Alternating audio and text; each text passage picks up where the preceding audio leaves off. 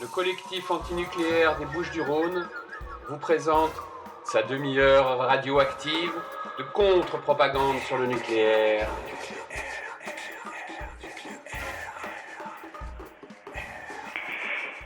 Bonjour, bienvenue sur Radio Galère dans la demi-heure radioactive, émission animée en direct par le collectif antinucléaire des Bouches-du-Rhône, les 2e et 4e mardis du mois à 14h et dorénavant en rediffusion tous les jeudis de 12h à 12h30. Nous sommes un collectif d'hommes et de femmes indépendants de tout parti politique ou réseau institutionnalisé. Considérant que nous sommes tous et toutes des cobayes de l'industrie nucléaire et que nous sommes tous et toutes les victimes potentielles d'une prochaine catastrophe, nous pensons qu'il est de notre devoir impératif de nous informer et d'agir. C'est ce que nous nous efforçons de faire ici. Je voudrais commencer cette émission par un décryptage de la communication récente par l'IRSN, Institut de Radio, Protection et Sûreté Nucléaire, qui a largement fait le tour de tous les médias, comme par hasard, juste avant le 2e anniversaire de la catastrophe de Fukushima. Alors de quoi s'agit-il ?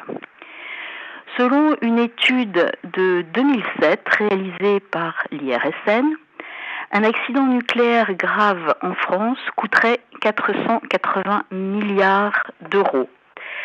Un autre chiffre à 5800 milliards d'euros, j'ai du mal à dire cette somme, 5800 milliards d'euros, avait été avancé par l'IRSN dans cette même étude, mais il considère ce chiffre maintenant comme irréaliste. Soit, partons sur 480 milliards d'euros. On pourrait, entre parenthèses, demander à l'IRSN ce que représente pour lui en termes de coûts non chiffrés la vie d'un enfant atteint d'une leucémie ou de malformation ou de cataracte ou de maladie cardiaque. Mais ce genre de considération n'entre évidemment pas en ligne de compte pour un nucléocrate. Il n'est évidemment pas question dans cette communication pour l'IRSN d'inquiéter les populations. Non, le but est bien différent. Et le plan com est bien réglé. Il faut dire qu'on a les moyens à l'IRSN. Alors d'abord, ils font preuve de, entre guillemets, transparence et, entre guillemets toujours, d'un peu d'humilité. Alors Monsieur Repussard, qui est le directeur général de l'IRSN, a récemment déclaré sur France Inter, je crois même que c'était le jour de l'anniversaire de Fukushima, il faut, je le cite, imaginer l'inimaginable, on ne peut pas faire l'impasse sur de tels accidents. Il nous explique donc, scénario chiffré à l'appui, que l'accident type Fukushima peut se produire en France. Là, on pourrait légitimement avoir peur. Mais c'est évidemment ce que veulent empêcher à tout prix les nucléocrates. Donc, il faut positiver. Le message se transforme ainsi subtilement en un message rassurant. Monsieur Repussard toujours. Nous travaillons pour que l'accident ne se produise jamais. Notre challenge, c'est d'avoir 0 accident pour notre parc nucléaire actuel. Donc, on résume. Le risque 0 n'existe pas. Une catastrophe peut se produire en France. Mais ceux qui s'occupent de notre sûreté nucléaire veulent tendre vers 0, c'est-à-dire atteindre l'impossible. Et pour ça, il faut, et nous voici au cœur du problème, il faut de l'argent. Monsieur Repussard a la solution. Il nous propose, pour assurer notre sûreté, un investissement justifié, selon lui, post-Fukushima, pour, je le cite, un coût annuel sur les 5 à 6 ans de 8 à 10 milliards d'euros. Ces 10 milliards d'euros sont donc à multiplier par 6, égale 60 milliards d'euros à investir de toute urgence pour rendre notre parc nucléaire le plus sûr possible. C'est une pilule qui est un peu difficile à faire passer en temps de crise, mais les Français n'auraient pas le choix. L'investissement de 60 milliards d'euros, c'est vital pour afistoler nos réacteurs. Bon, c'est ça, ou 480 milliards si l'accident grave se produit. Et voilà comment les nucléocrates arrivent à justifier en toute transparence, en toute sincérité pour le bien des populations, la poursuite des investissements dans une technique qu'ils ne savent pas maîtriser. Alors bravo la com, bravo les médias. Tout ce que le public retiendra, ce n'est pas que la catastrophe est possible en France, mais que le gouvernement n'a pas d'autre choix que de continuer les investissements dans le nucléaire et à hauteur de 60 milliards d'euros. Voilà. Alors en parlant de ne pas savoir maîtriser la technique, Fukushima c'était il y a 2 ans. Et 2 ans plus tard, la centrale continue d'émettre une radioactivité très forte. La piscine du réacteur numéro 4 menace de s'effondrer. Rien ne nous est précisé de la contamination exacte du Pacifique ou des conséquences de la radioactivité sur la chaîne alimentaire. 2 ans après, des centaines de milliers de personnes vivent toujours sur des territoires contaminés, radioactifs, et les mesures de décontamination sont dérisoires. Les effets de la radioactivité sont systématiquement minimisés, voire niés par les autorités et les médias. On peut noter qu'il y a encore 5 opposants antinucléaires qui ont été arrêtés, qui sont toujours en prison depuis des semaines. Alors à l'occasion de ce 2e anniversaire, nous avons assisté à une conférence à Paris le samedi dernier, donc le 9 mars, qui s'intitulait Fukushima 2 ans après, une catastrophe nucléaire durable. Il y avait 4 intervenants et on va ici dans la demi-heure radioactive diffuser l'intégralité de l'intervention de Cécile Azanuma-Brice, qui est chercheur au centre de recherche de la maison franco-japonaise de Tokyo, donc qui habite au Japon, et qui est spécialiste en sociologie urbaine. Je vous propose de l'écouter très attentivement.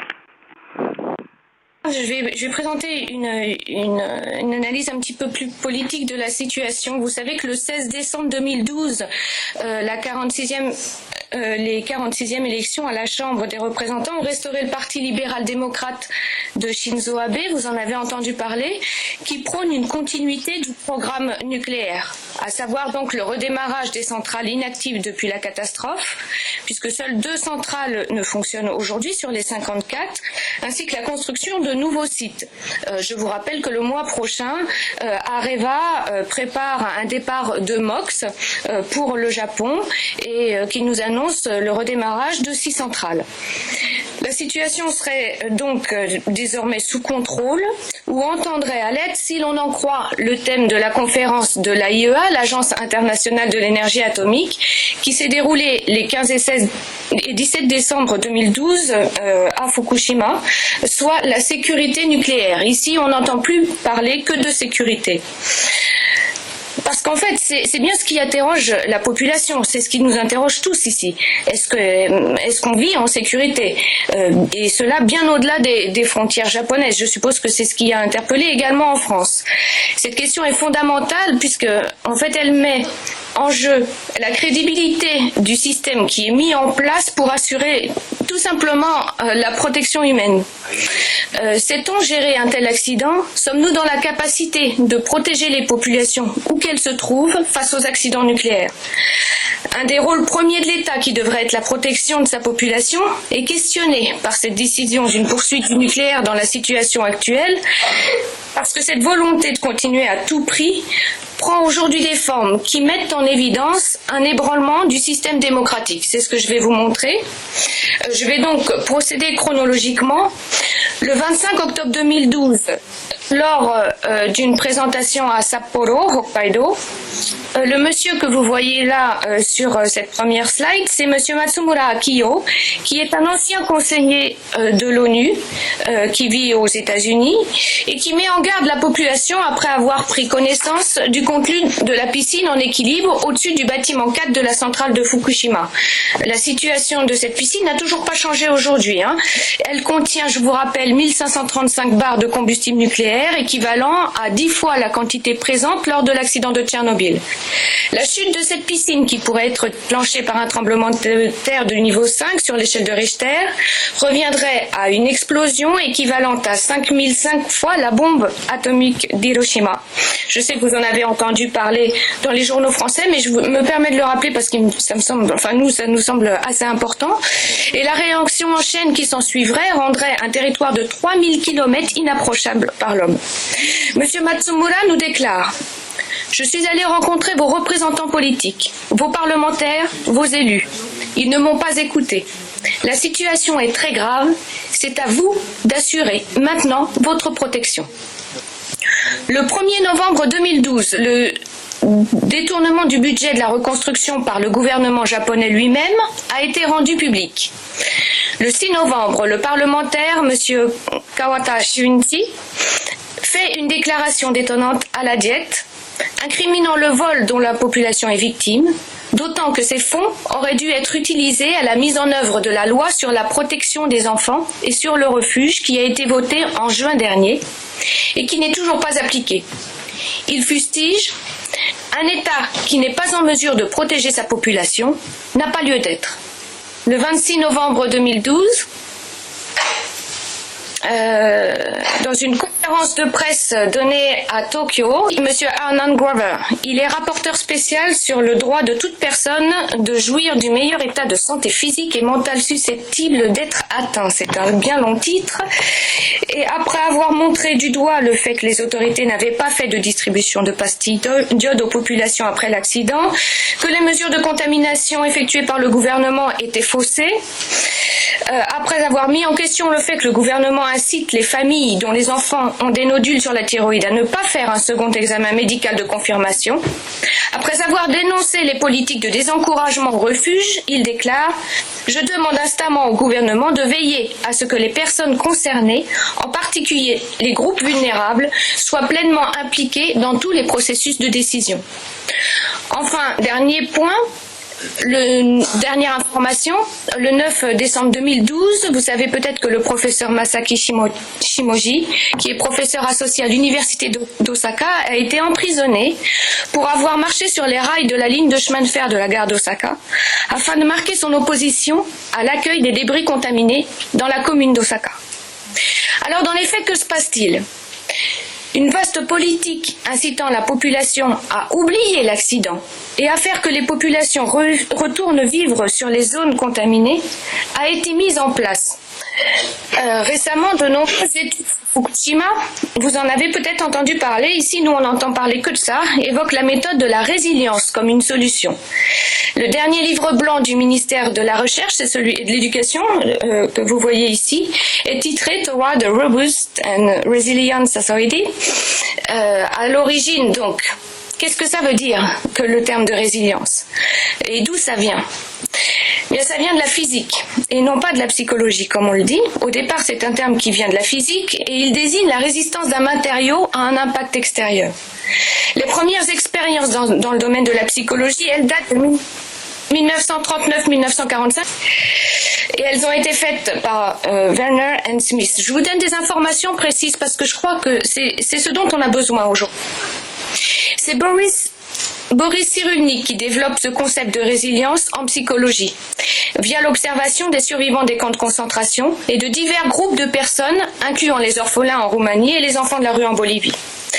Partant de cette perspective, une communauté résiliente peut être considérée comme une communauté qui aurait la capacité de continuer à vivre, à travailler, à croître, à se développer après un traumatisme ou un désastre. Une communauté résiliente est donc un groupe de personnes organisées et structurées pour s'adapter au changement, surpasser les traumatismes, tout en maintenant une cohésion dans un lieu donné. Il s'agit donc de savoir dans la situation présente qui décide de ce qui doit être résilient à quoi. Pour qui la résilience est-elle organisée et à quelle fin ? Qu'est-ce que ça signifie aujourd'hui que de proposer l'outil conceptuel comme pratique de la résilience pour la population de Fukushima, dont la plupart souhaitent pouvoir avoir droit au refuge, mais ne peut le réaliser. L'illusion de la sécurité, rassurer pour mieux mettre en péril. Dans le cas de Fukushima, les mesures prises pour fixer les populations et ainsi mettre en œuvre cette résilience dont on vient de parler sont les suivantes. J'ai essayé de résumer ça en 10 points. Le premier point, c'est la construction des logements provisoires qui a été faite sur les zones contaminées. Si dans un premier temps, on pouvait évoquer la précipitation, on peut s'étonner aujourd'hui du fait que 2 ans après, les populations n'aient toujours pas été relogées ailleurs. La sous-estimation du nombre de réfugiés. Le nombre de réfugiés volontaires semble en croissance permanente si l'on en croit les associations citoyennes de gestion des réfugiés. Ce sont au total 63 960 personnes qui seraient réfugiées hors du département de Fukushima, alors que 100 000 le seraient dans les zones moins contaminées à l'intérieur du département, ce selon les autorités. La voix des associations vient néanmoins s'opposer à celle des autorités publiques, selon lesquelles le nombre de personnes réfugiées serait en diminution. Il s'agit donc avant tout de générer un élan de retour, de rassurer les personnes encore sceptiques, en leur montrant que les autres, eux commencent à rentrer et qu'il ferait bien d'en faire autant. Et le chiffre annoncé reste largement sous-estimé si l'on en croit l'association des réfugiés volontaires que je suis allée interviewer. Cette association, elle, regroupe 35 ménages qui sont réfugiés donc dans le département du Yamagata. Tous habitaient dans la ville de Fukushima. Ils réclament le droit au suivi sanitaire, au refuge et à des indemnités leur permettant de pouvoir se reloger. Les représentants de cette association ont cherché à comprendre la façon dont les statistiques sur le nombre de réfugiés étaient élaborées. Les réfugiés doivent d'eux-mêmes se rendre dans les bureaux du département et s'inscrire dans le système d'information concernant les réfugiés. Mais il se trouve que ce système en question est absolument inconnu de la population. Et les inscriptions donc sont très peu nombreuses puisque les gens n'en connaissent pas l'existence. Selon les propos des représentants de cette fameuse association, aucun des 35 ménages membres de l'association n'y était enregistré à ce jour. N'y est enregistré à ce jour, excusez-moi. Troisième point, alors que les statistiques montrent que 70% des populations ne souhaitent pas revenir habiter sur leur lieu d'habitation, nous sommes confrontés à un refus de la mise en place du refuge. Les personnes réfugiées, pour fuir le danger de la radioactivité, sont qualifiées aujourd'hui encore de réfugiés volontaires et relèvent de la loi pour la protection sanitaire des enfants que j'ai évoquée tout à l'heure. Cette loi a été élaborée par l'Assemblée des citoyens, qui est composée de diverses associations de citoyens et de juristes. Néanmoins, elle reste vide de toute prérogative, n'étant pas accompagnée d'un système d'indemnisation financière permettant la réalisation concrète du refuge. Je voudrais juste ajouter un petit point là-dessus, c'est qu'on a l'habitude de dire en France que les Japonais réagissent assez peu. Je voudrais revenir sur la façon de réagir des Japonais. D'abord, il y a toujours des manifestations dans la rue. Elles sont certes moins d'ampleur qu'en France.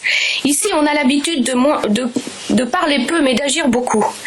Il me semble que je n'ai jamais vu en France des citoyens qui apportent un projet de loi comme ça a été fait au Japon. Puisque cette loi, donc, ce sont des gens comme vous, comme moi, qui se sont rassemblés, qui se sont mis tous ensemble, qui ont appelé des juristes qui étaient aussi citoyens pour faire cette proposition de loi qui est aujourd'hui donc adoptée par le gouvernement.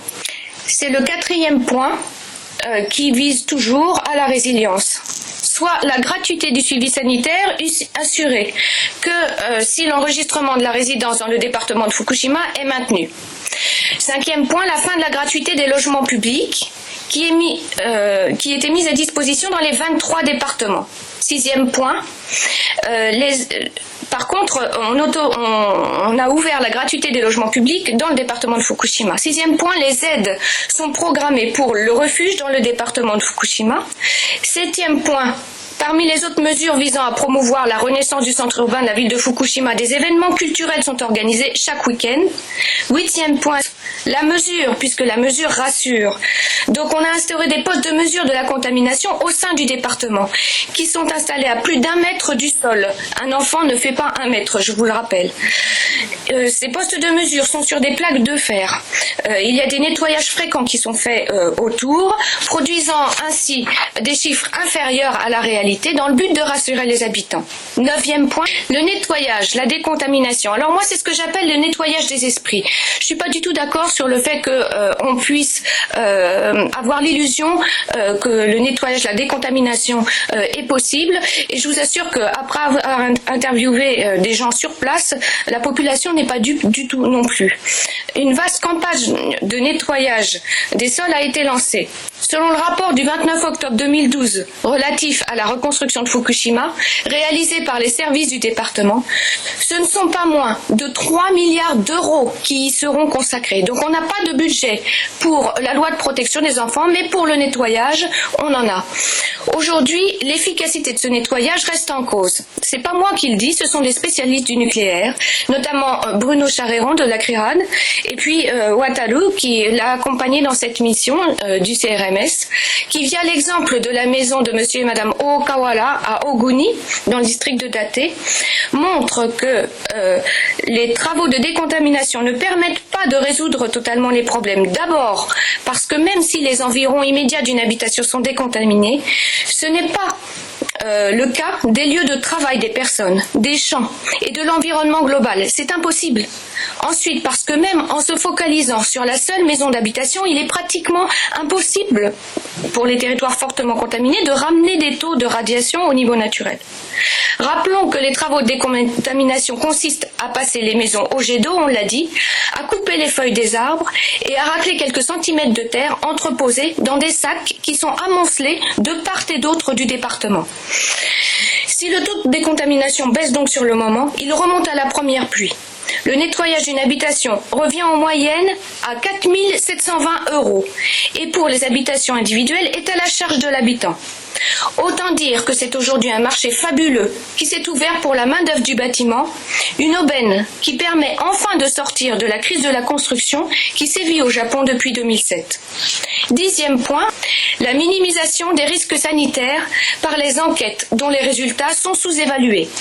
Le 13 février 2013, les résultats de la seconde commission sanitaire menée par Yamashita, dont on a parlé tout à l'heure, qui est donc le directeur de la section médicale de l'université de Fukushima, ont été rendus publics.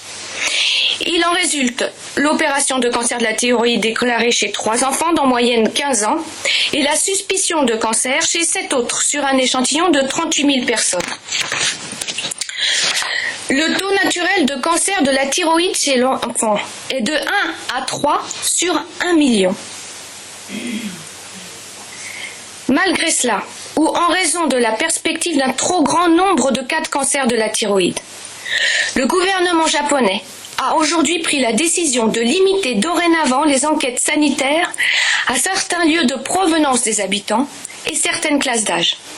Et cette décision vient d'être encouragée, vous l'avez vu, par le dernier rapport de l'Organisation mondiale de la santé, dont on sait qu'elle est liée par contrat depuis 1959 à l'Agence internationale de l'énergie atomique, à qui elle voue obéissance et soumission. Ce rapport qui limite l'accroissement du taux de cancer conséquent à l'accident de la centrale aux villes qui en sont à proximité n'ont pas pris en compte dans leurs calculs des simulations comme celle réalisée par le professeur Takigawa que vous voyez là, enfin la simulation en tous les cas, qui lui est ingénieur à la JAMSTEC, qui est la Japan Agency for Marine Earth Science and Technology. C'est le plus grand centre mondial sur les questions telluriques et de mouvements atmosphériques et qui démontre, c'est un centre public, qui démontre la retombée d'iode lors des explosions, non seulement sur les villes de Namie et Itate, certes citées comme zone à risque dans le rapport de l'Organisation mondiale de la santé, mais également suite à l'explosion du 14 mars 2011, tout le long de la côte au sud, ce qui n'a pas été pris en compte dans les calculs des experts composant la commission chargée de la rédaction du rapport pour l'Organisation mondiale de la santé.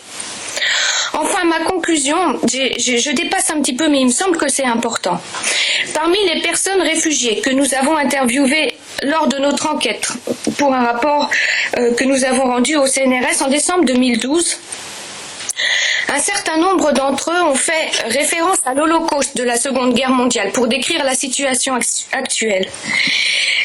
Pourquoi ? Parce qu'il s'agissait en fait d'exprimer le fait que l'on cherche à localiser, à délimiter, à enfermer dans un lieu circonscrit, comme dans un camp, l'insoutenable, afin que ceux qui se trouvent à l'extérieur puissent oublier et continuer sans avoir à s'interroger sur cet insoutenable qui pourrait bien être le leur demain. Les autres, c'est nous aussi. Il fallait pour cela créer un dehors et un dedans, alors même que le monde entier, sous l'égide de l'AIEA, semble prêt à se nucléariser. Les méthodes que nous avons décrites, que j'ai décrites tout au long de cet exposé, et qui tentent à dissimuler, à faire oublier, à rassurer, visent à imposer à tous les citoyens l'adhésion à une idéologie devenue obligatoire quasiment mondialement, si l'on en croit les discours prononcés lors de cette conférence citée. On peut se demander si la situation actuelle ne correspondrait pas à la définition du système totalitaire qui a été donnée par Hannah Arendt au milieu du siècle dernier, selon laquelle un mouvement est totalitaire en ce qu'il est international dans son organisation, universel dans sa visée idéologique et planétaire dans ses aspirations politiques. Donc, continuer à rappeler les faits pour ne pas retomber dans l'oubli est certainement le rôle majeur qui peut être le nôtre, je pense, à nous chercheurs. Et pour terminer, j'aimerais juste ajouter un petit point parce qu'il semblerait qu'on n'ait pas toujours des facilités pour s'exprimer. Aujourd'hui, un chercheur engagé semble poser problème à un certain nombre d'entre nous. Je reprendrai ici les termes de Thierry Ribaud avec qui je travaille sur la question de la protection urbaine. Je ne sais pas s'il faut être engagé, mais une chose est sûre, c'est qu'aujourd'hui, quoi qu'il en soit, nous devons d'être des chercheurs enragés. Voilà, je vous remercie beaucoup. Bien, cette intervention, à mon sens, constitue un précieux témoignage qui contient des informations absolument essentielles. Ça dure 20 minutes, c'est très condensé, mais je vous propose de le réécouter, de l'écouter et de le réécouter très attentivement. Il sera sur notre blog collectif anti-nucléaire 13 que vous pourrez retrouver. Je suis toujours très émue quand j'écoute cette intervention sur notre blog, donc collectif anti-nucléaire 13. Je voulais juste faire une petite précision parce qu'il a été question dans cet exposé du combustible MOX, qui est un mélange d'oxyde d'uranium et d'oxyde de plutonium extrêmement dangereux qui est produit à Marcoule dans le Gard. Et donc il y a une expédition de combustible MOX qui se prépare depuis Marcoule vers le Japon. Ce qui tendrait à accréditer l'idée que 6 réacteurs au Japon vont redémarrer très rapidement. Alors moi je dis qu'en fournissant ce combustible, nous en France, nous sommes responsables donc du redémarrage de ces 6 réacteurs au Japon, alors que la majorité de la population n'en veut plus. À méditer. Notre prochain rendez-vous sera le 26 mars. Nous inviterons Michael Ferrier, qui est enseignant en littérature à Tokyo et écrivain, et qui est auteur de Fukushima, récit d'un désastre. L'intégralité de la conférence du 9 mars qui a eu lieu à Paris avec les quatre intervenants sera disponible aussi sur notre blog. Je remercie Rémi à la technique et à dans 15 jours.